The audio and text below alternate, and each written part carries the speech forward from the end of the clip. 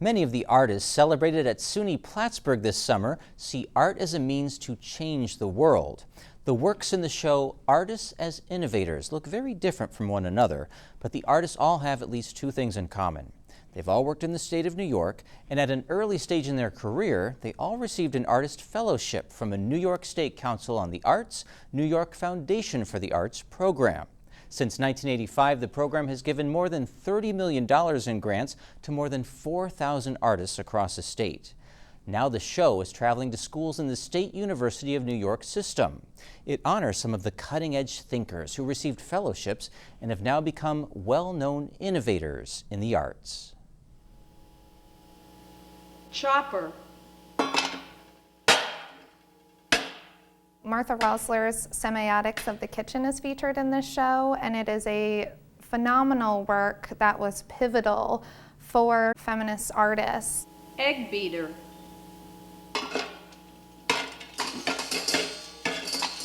When this work was first shown, it actually scared a lot of men. Ice pick. This work is written about in contemporary art history textbooks. Knife. It is a satire of the televised cooking show, and so she has described herself as the anti-Julia Child here. Ladle. It gets progressively and steadily more frustrated and more aggressive. Pan. So her rage at sort of being a captive within the domestic sphere becomes very apparent by the end of the film. Tenderizer.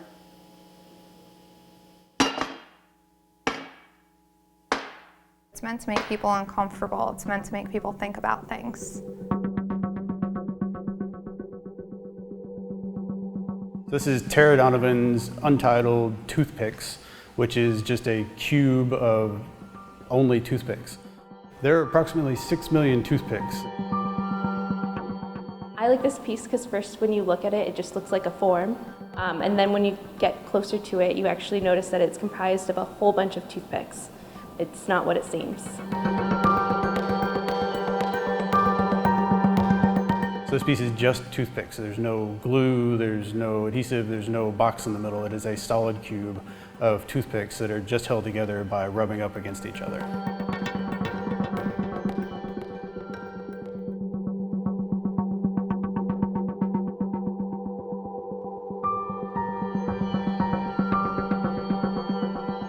The artists in the show not only received a fellowship sometime in the last 30 years, but they're all incredibly innovative in that they're integrating aspects of social commentary into their work, really trying to highlight issues such as globalization, sexual orientation, the construction of identity, misogyny in the art world, any number of issues that plague us every day. And as great artists do, they're highlighting different aspects of these issues in ways that become real conversation starters for people that visit the gallery. It has a lot of diverse artists. There's a lot of women, there's a lot of people of color in this show.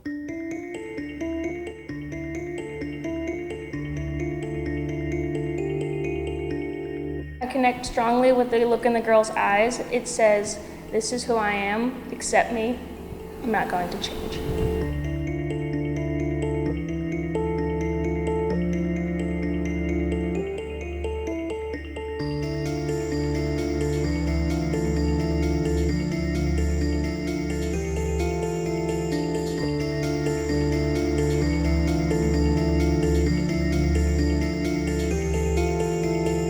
Elia Alba is one of the artists featured in this show, and her work is very dynamic in integrating a lot of different aspects of identity. So she photographs different skin tones, different portraits, and then will transfer this to fiber and create these 3D sculptures, really piecing together different aspects of not only racial identity, but gender identity and cultural identity.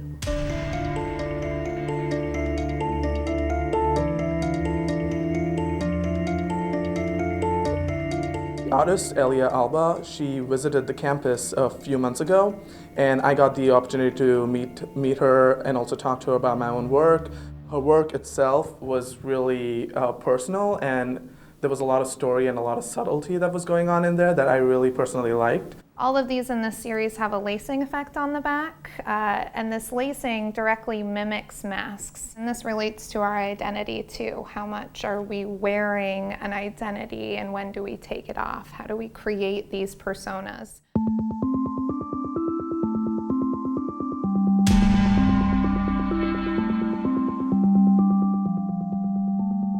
These artists are world-renowned. They're featured at all of the leading institutions and biennales across the globe. They're also actively being written into history books, if not already.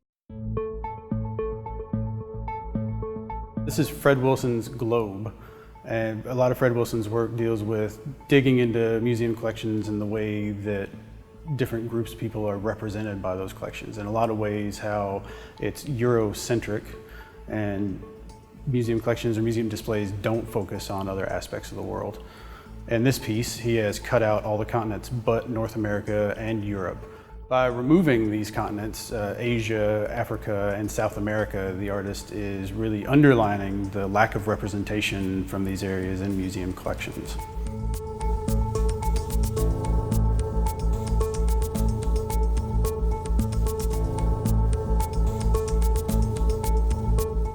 The artist here is Wendell Castle, and when people come in, they're drawn to a lot of the works, but they are physically drawn to this. People sort of run over and just want to sit right down in it like it was their favorite chair at home. This series of work is not meant to be touched and not meant to be sat on.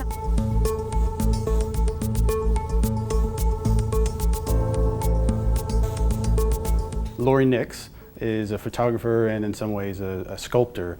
She builds dioramas and photographs those little sets in her studio.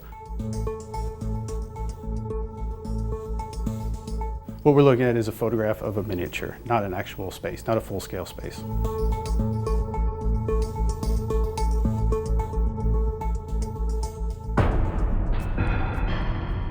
Artists as Innovators features phenomenal contemporary artists that are groundbreaking not only within the world of arts, but as social activists. People should not deny themselves coming to the museum before August 9th, otherwise they're going to have to travel to New York City or even further in order to see artists of this caliber.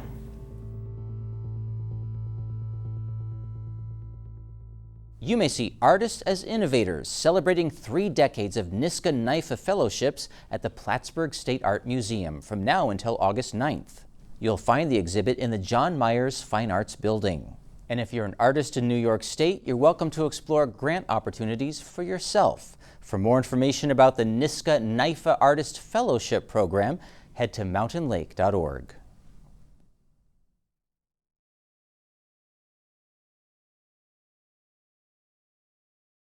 Spotlight is supported by the Glenn and Carol Pearsall Adirondack Foundation, dedicated to improving the quality of life for year-round residents of the Adirondack Park.